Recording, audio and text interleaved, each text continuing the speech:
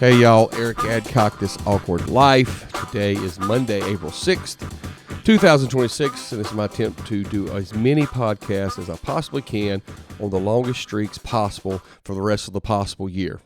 I am currently writing short stories. One of my goals for 2026 is to write some short stories. I have 3 started.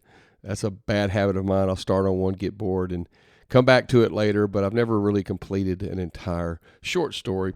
But I've got one I'm working on right now, and it's loosely titled 14 Fouls. It's about it takes place at a single baseball game, at a single at-bat for this character I've created called Irby Cantrell. And during this at-bat, he's facing just a big, huge, overpoweringly brute of a pitcher, and all he does in the while he's at this at bat is his mind races back and forth. So the story of his young life is told in the framework of just this at bat, which in baseball an at bat can go as long as you're fouling off pitches, and that's kind of the loose title is 14 fouls. But anyway, his mind is sort of like my mind. My mind races all the time.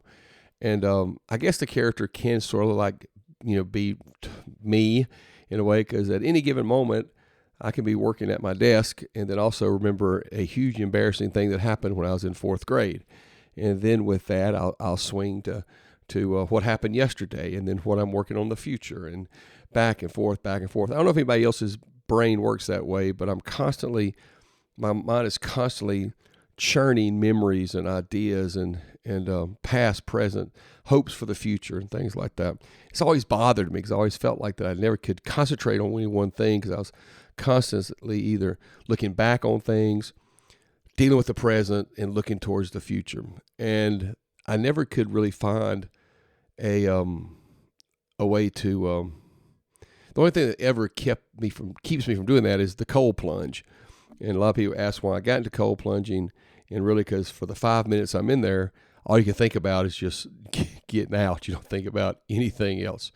But my mind works that way. So my character, Irby Cantrell, during this at-bat with this killer pitcher, his mind just drifts back and forth. It's sort of like maybe his life flashes before his eyes, because this is a huge moment for him. And so pray for me that I finish it. But I was dealing with that, writing some today, thinking about things and thinking about how people's minds work. God's mind works that way. He's constantly thinking about every one of us, thinking about our futures, thinking about what we're doing today. He even thinks about our past. He thinks about where we come from, the things that shaped who we are, and how he can work with us and work through us in the future. Everybody's got a skill set. Everybody that's working for the kingdom of God works through the skill set that they learned as they were coming up. And I'm thankful for that. I'm thankful that everyone's got a skill set, or can I say a point of view. But God's mind races. His mind races constantly. To make it really personal, his mind races about me, about where I come from, about how I feel about this point in time in my life, about how past things have shaped where I'm at today.